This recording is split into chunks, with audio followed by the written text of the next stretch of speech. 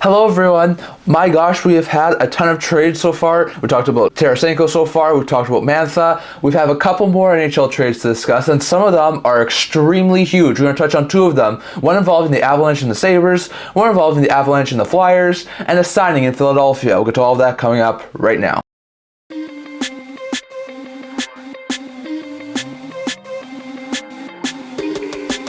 Hello everyone and welcome back to another video here at the Intent Hockey channel. Before we get this video, don't forget to like this video and subscribe down below. Thank you for all of your support. I would never been able to do this with all of you guys, so if you haven't already, don't forget to hit the subscribe button down below. Don't forget to leave a comment down in the comment section below discussing all discussed in today's video. Don't forget to stay tuned for a March 8th trade deadline video. I'm going to do that on Friday, 9:30 a.m. Pacific time, 12:30 p.m. Eastern time. Don't forget to stay tuned for that. But we have a couple of huge trades to discuss right now, plus a decent signing that has happened. And these are all intertwined, so that's why I'm doing this in the same video. So first, we had a monumental trade between the Colorado Avalanche and the Philadelphia Flyers, and the trade is as follows. The Colorado Avalanche have moved Ryan Johansen to the Philadelphia Flyers along with a conditional 2025 first round pick.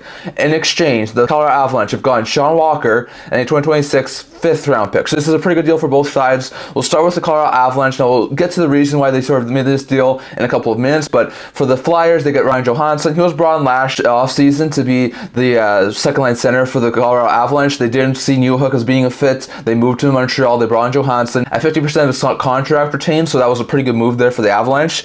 He didn't do overly bad, but he definitely didn't do as well as he's done in the past, especially not even 2 years ago. 2 years ago, he had a really good season, putting up 26 goals, 63 points in 79 games. It was one of his best seasons ever. Last year, only put up 28 points in 55 games, and this year he's doing even worse, only putting up 23 points in 63 games. At times, has been a third line center. At times, has been a fourth line center. Just really hasn't worked out in Colorado. So he's going on Philadelphia. Now, on waivers today, the Philadelphia Flyers did place Johansen on waivers, so he went straight down to waivers. And if he does clear, I would expect him to be signed to the minors. So we'll have to wait and see exactly what happens there. But Johansen's now a member of the Philadelphia Flyers. Like I said, he never really fit in overly well in Colorado. He had a lot of his struggles in Nashville, and now it seems like he may be even going to the minors in Philadelphia. So cap dump for sure for the Colorado Avalanche. Philly said they'll be willing to take on some cap hit. I do wonder if there's a possibility the Flyers buy out Johansen in the offseason. He's going to be entering the final year of his deal in the offseason, so I do wonder if that's a possibility for the Philadelphia Flyers, but it's a decent trade for them. And they also get a 2025 first round pick. It's a top 10 protected pick. So if the Avalanche just pick next year's top 10, the Flyers will get the 2026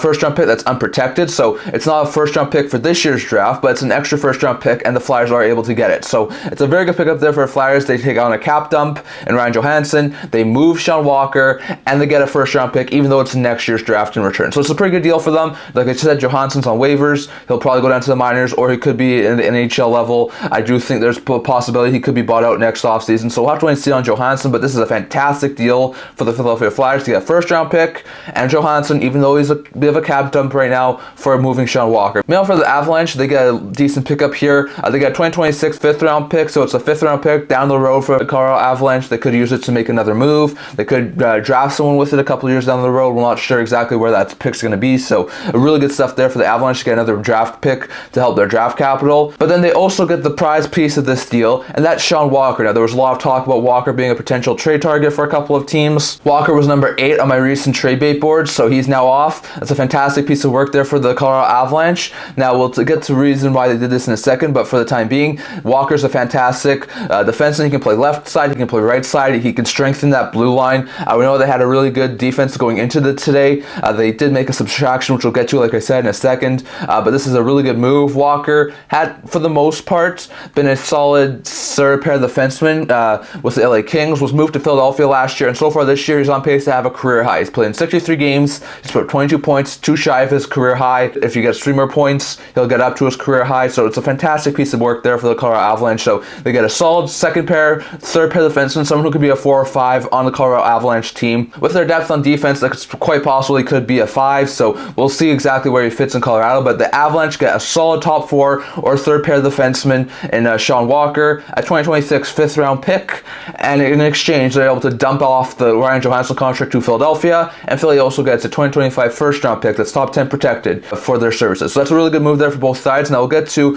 the sort of ripple effect that's had on both sides. With the extra defenseman, the Avalanche knew that they needed to go and add another piece, so they did. They moved off their defense after they acquiring Walker to upgrade their forward position, which was something they wanted to do. And this is a massive deal between the Avalanche and the Buffalo Sabres, and the deal is as follows. It's a 1-for-1 deal.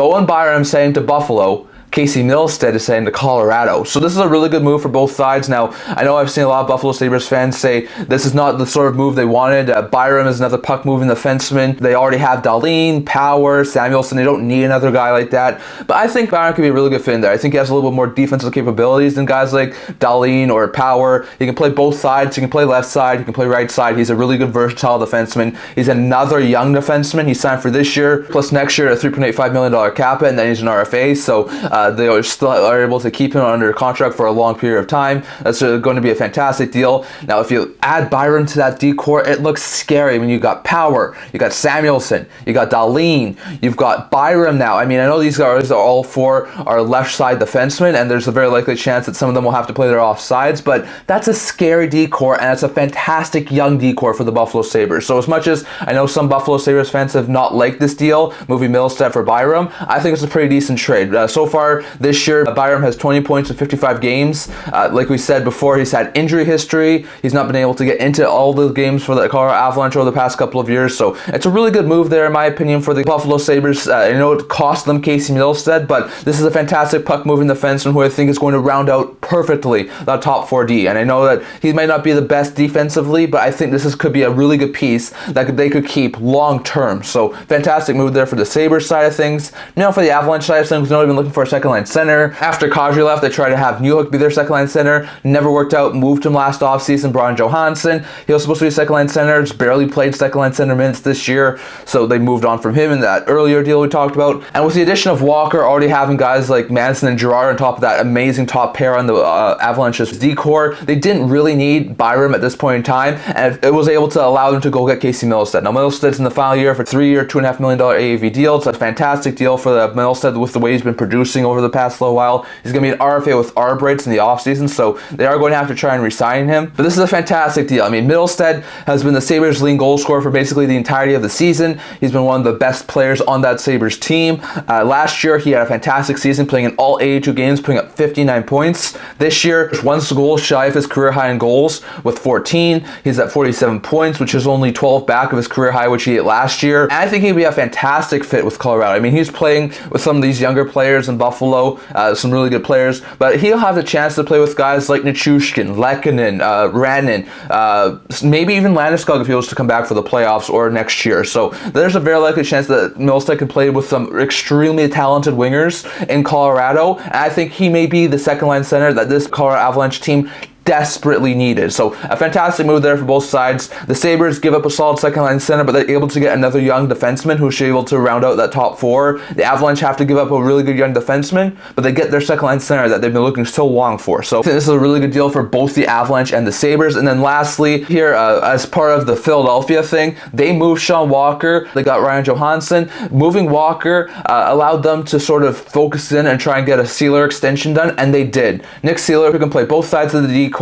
He's a very good versatile defenseman, plays extremely good third line minutes, is a tough to play against defenseman, someone who John Tortorella really likes, has signed a 4-year contract extension with an AAV of $2.7 million. It's a really good deal. There's a couple of signing bonuses in there. He's got no trade clause for the first 2 years of the deal, and then the last 2 years of his deal, he has got no trade protection. So if this deal doesn't work out over the next little while, they could trade him in year 3 or year 4 without his consent. So that's a really good deal for the Flyers. I mean, Seeler just having himself a goal and 12 points in 63 games is a plus 15. He's worked extraordinarily well in that decor for Philadelphia. There was a lot of speculation over the past couple of weeks that Walker was the more likely to get moved and Seeler was the more likely to extend. That's exactly what happened. Walker's dealt to Colorado and Seeler signs a 4-year extension to remain with Philadelphia. And contrary to what some of the expectations were earlier of him looking for above $3 million, the Flyers were able to get him at just between $3 and $2.5 million, which I think is a lot better than 3. Still think he should have been signed to around $2.5 million, but 2.7 isn't overly outrageous. So it's a very fantastic deal for a Flyers. So lots of interesting pieces here. Colorado, Buffalo make a deal, swapping Byram and Mittelstadt. Colorado and Philadelphia make a deal. Philly gets Johansen in the first. Colorado gets the 5th and Sean Walker.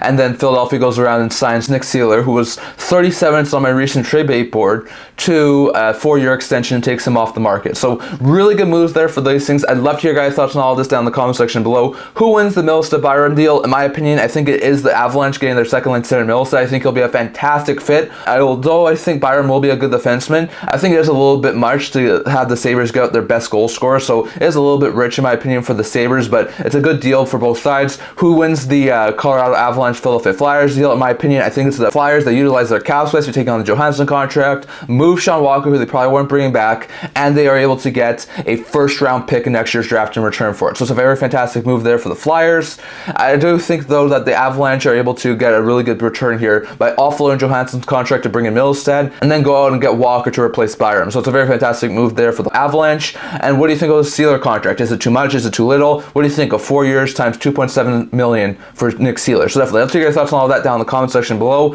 Who wins the Avalanche deal with the Sabres, with the Flyers, and how do you think the Seeler contract works? Definitely, after you guys thoughts on all that down in the comment section below. That's all I'm going to talk about for today. Stay tuned. We're probably going to have more videos coming up. It sounds like an Alex Wennberg deal's coming up soon. It sounds like an Adam Henrique deal's coming up soon. So don't forget to stay tuned for those videos. We're probably going to get those done in the next little bit. But definitely some interesting moves that have already happened so far today, and it sounds like there's going to be some more. So that's all I'm going to talk about for today. Stay tuned for a March 8th trade deadline video at 9:30 a.m. Pacific time, 12:30 p.m. Eastern time on Friday. So don't forget to stay tuned for that. But that's all I'm going to talk about for today. Remember to leave a like in this video and subscribe down below. Thank you for all of your support. I'll never be able to without you guys. So if you haven't already, don't forget to subscribe and leave a comment down in the comment section below discussing all I was discussing in today's video. I also do a blog talking about news, rumors, analysis, stuff like that. So if you can check that out, leave a link in the description below. And I can't wait to see you guys all for next video. See you guys soon.